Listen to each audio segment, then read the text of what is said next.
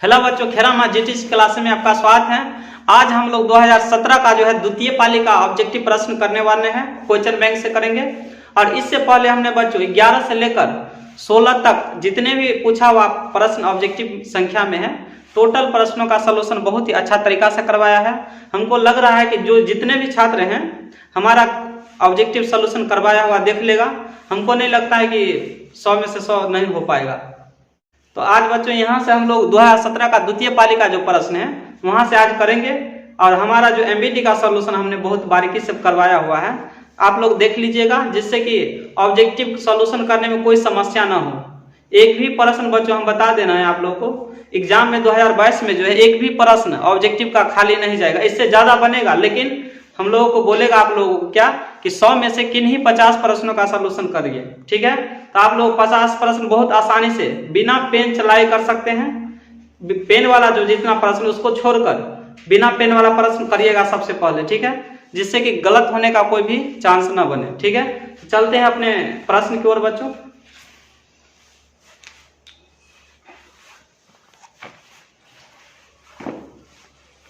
First प्रश्न क्या बोल रहा है, द्विघात समीकरण x² प्लस 2x माइनस 3 बराबर 0 के मूलों का योग का मान क्या होगा। मूलों का योग यानी कि अल्फा प्लस बीटा। इससे पहले वाला प्रथम पाली में जब हमने करवाया बच्चों, तो इसमें भी यही प्रश्न पूछा हुआ था। क्या पूछ रहा था, अल्फा प्लस बीटा। इसमें हिंदी में लिख दिया गया है अल्फा, मूलों का योग लिख दिया है हिंदी में। ठीक है, और उसमें भी बताया था, इसमें भी है। सेम प्रश्न बनाते हैं, इसको भी सेम है, तो सेम प्रश्न है इसलिए इसको बना के देखते हैं। x² प्लस 2x माइनस 3 बराबर 0, मूलों का योग पूछ रहा है। अल्फा प्लस बीटा होता है, इसको बोलते हैं माइनस b बाई ए, मूलों का योग है। b कितना है बच्चों, -2। a कितना है, 1, यानी कि -2 इसका आंसर हो गया। ठीक है, देखते हैं ऑप्शन किस में है। ऑप्शन ए इसका आंसर हो गया। इसी में बच्चों आप लोगों को पूछ लेता कि मूलों का गुणनफल क्या है, तो हम लोग बोलेंगे फार्मूला होता है c/a। c कितना है, -3। a कितना है, 1, यानी कि इसका भी -3 हो गया। लेकिन ये वाला प्रश्न नहीं पूछ रहा है। ठीक है, हम लोग को ये सिर्फ निकालना था। हमने दोनों प्रश्नों का सलूशन कर दिया। हो सकता है आगे पूछ ले ऐसा प्रश्न, इसलिए करवा दिया। जल्दी से नोट कर लो इसे।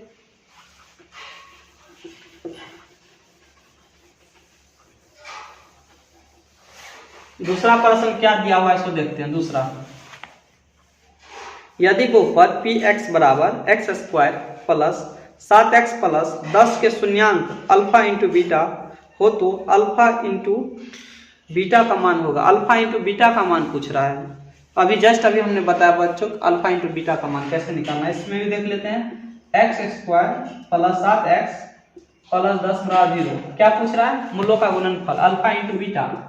जस्ट इससे पहले वाले सवाल में उसका भी सॉल्यूशन हमने करवा दिया। क्या करवाए थे, फार्मूला इसका होता है c/a बराबर c कितना है, 10, a कितना है, 1, यानी कि 10 हो गया इसका आंसर। ठीक है, 10 ऑप्शन दे रखा है, ऑप्शन ए में है इसका आंसर। ऑप्शन ए हमारा आंसर हो गया। ठीक है, जल्दी नोट कर लो इसे। ऐसा ही प्रश्न बच्चों आप लोगों को पूछेगा 2022 के एग्जाम में। और बच्चों आप लोग को वीडियो पसंद आए तो लाइक और सब्सक्राइब करना, और ज्यादा से ज्यादा इसे शेयर करना।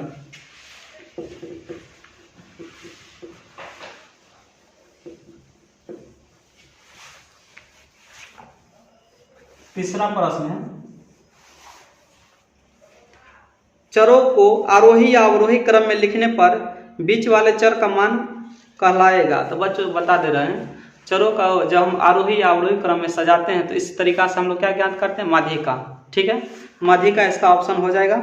ऑप्शन बी में दे रखा है, ऑप्शन बी। जब हम चर मान वाले को माध्यक निकालते हैं तो सबसे पहले इसको सजाते हैं आरोही अवरोही, दोनों में से किसी क्रम में आप लोग सजा सकते हैं। इस प्रकार से हम लोग एक ही निकालते क्या है, माध्यिका। ठीक है, तो इसका आंसर हो जाएगा माध्यिका। याद रखना, ऑप्शन बी में दे रखा है माध्यिका, ये आंसर है।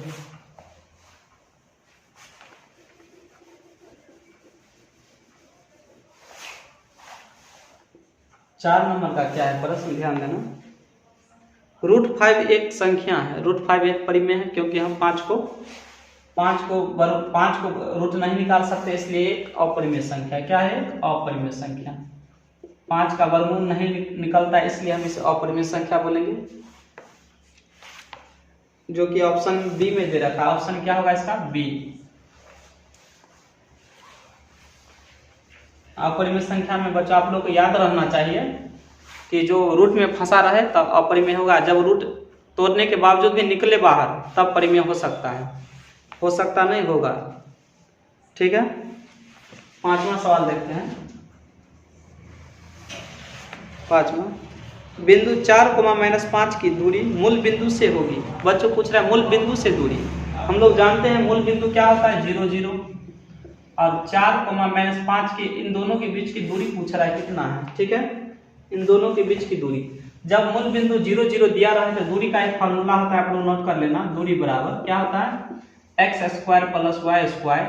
फार्मूला, ये फार्मूला कुछ भी लेता है बच्चों, पूछा हुआ है पर ये फार्मूला, इसलिए x ये होगा x, ये होगा y। ठीक है, x 4 है और y जो है -5। 4 का हो गया 16 + 5 का 25, दोनों को ऐड कर देते हैं, कितना होगा? 41 हो जाता है। यहाँ से 41 का रूट हम जानते हैं, इसका वर्गमूल नहीं निकलता है। और ये भी हम यहाँ से बता सकते हैं 41 जो है अपरिमेय संख्या। क्यों? क्योंकि इसका रूट नहीं निकलता है। तो देखते हैं रूट 41।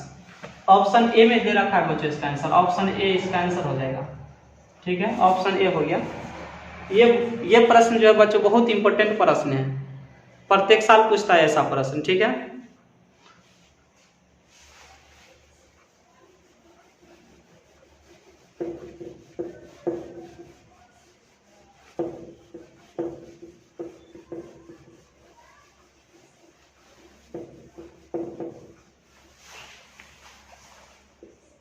छठा प्रश्न है,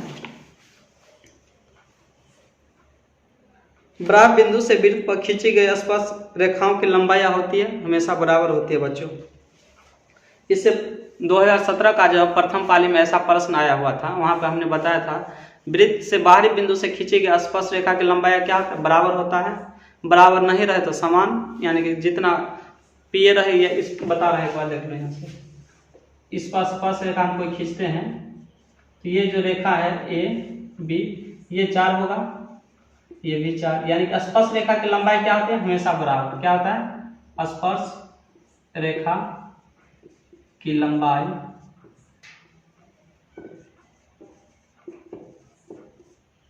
बराबर या समान रहती है, समान होती है। ठीक है, इसे आप नोट कर लेना। स्पर्श रेखा की लंबाई हम बराबर या समान होती है। ठीक है, तो इसका आंसर हो जाएगा बच्चों, ऑप्शन में दे रखा है समान। ऑप्शन बी इसका आंसर हो जाएगा। ठीक है, ऑप्शन बी।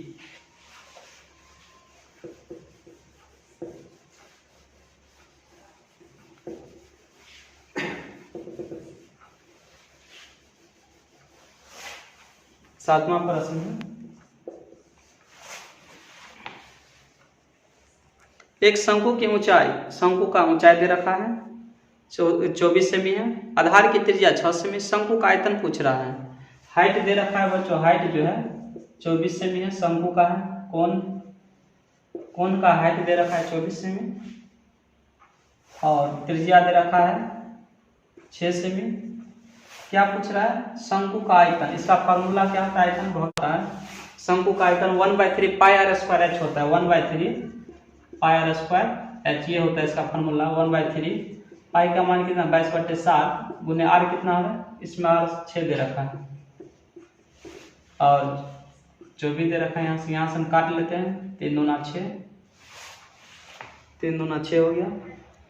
इसमें बच्चों ध्यान देना, इसका ऑप्शन जो है पाई में दे रखा है, पाइये में दे रखा है, तो पाई में रख लेते हैं, कोई बात नहीं। ऑप्शन में पाई में है तो पाइये लेकर चलना है हमेशा। 1/3 पाई गुने 6 गुने 6, हाइट कितना है? 24। यहाँ से काट लेते हैं, 3 दूना 6 गुना कर लेते हैं,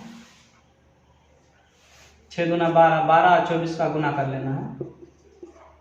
4 दूनी 8, 2 दूनी 4, 4 2, 8 8 2, 288 पाई हो गया हमारा आंसर, सेमी क्यूब होगा ये 288 पाई।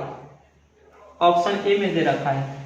अब आप लोग के पास फॉर्मूला ना हो शंकु का तो नोट कर लेना, ये शंकु का आयतन है, शंकु का आयतन। एक और होता है शंकु का वक्रपृष्ठ, भी नोट कर लो यहाँ से, शंकु का वक्रपृष्ठ पाई आर एल हो गया। एक होता है शंकु का संपूर्ण पृष्ठ, शंकु का संपूर्ण पृष्ठ, यह हमारा फार्मूला। ये तीनों को फार्मूला बच्चों शंकु में रहता है, इसी में से आप लोग को डायरेक्ट फार्मूला भी पूछ लेगा। ठीक है, जल्दी से नोट कर लो।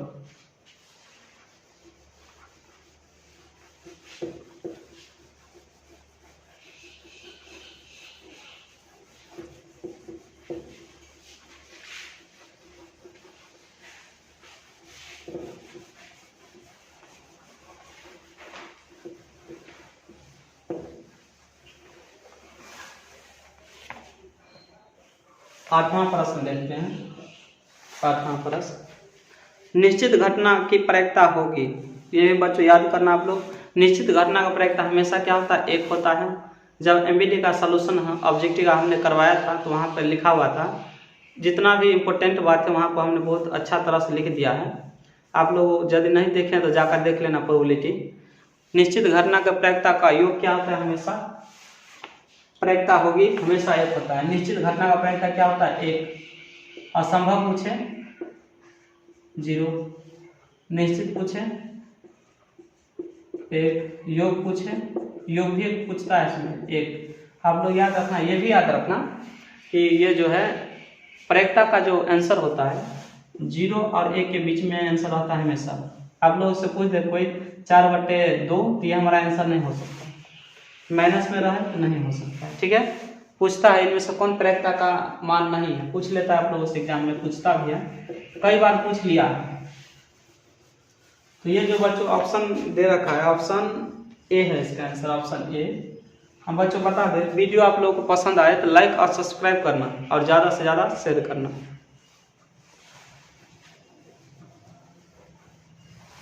नौवां प्रश्न देखते हैं आप। 1 प्लस कॉट स्क्वायर थीटा का मान होगा, ये फार्मूला है बच्चों। 1 प्लस पूछ रहा है, 1 प्लस कॉट स्क्वायर थीटा का मान है, ये पूछ रहा है। ये हमारा फार्मूला है कोसेक स्क्वायर थीटा का।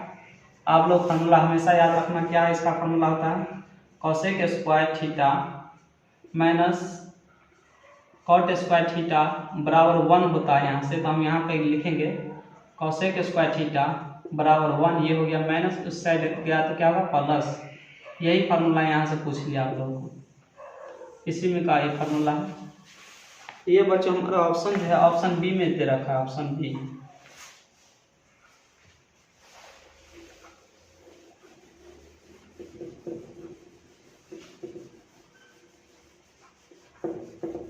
हो गया ये। आज का लास्ट प्रश्न बच्चों 10वां प्रश्न है। क्या बोल रहा है इसमें कि cos π/3 का मान होगा। तो बच्चों आप लोग को हमने बता रखा है, इससे पहले भी ये प्रश्न हो चुका है। पाई वाला जो है त्रिकोणमिति में जो होता है, त्रिकोणमिति में पाई का मान 180 हमेशा आप लोगों को लेकर चलना है। दे रखा है cos π/3, ये पूछ रहा है इसका मान। तो cos पाई का मान 180 रखेंगे, 3 से काट ले, 3 छक 18। cos 60 डिग्री का मान हम लोग जानते हैं क्या होता है, 1/2। ये हमारा मान होगा cos का। cos 60 डिग्री का मान क्या होता है, 1/2, जो कि ऑप्शन ए में दे रखा है बच्चों। आप लोग को बता दें बच्चों कि आप लोग को जब ऑब्जेक्टिव टोटल सॉल्व करना हो तो मैथ का जितना भी फार्मूला है आप लोग हमेशा याद रहना चाहिए। फार्मूला नहीं रहेगा तो होने वाला भी प्रश्न आपको छोड़ना पड़ेगा, ध्यान देना इस बात पर। और जितना भी हम ऑब्जेक्टिव का प्रश्न करवाते हैं उसे आप लोग बार बार देखिए, रिवाइज हमेशा रखिएगा।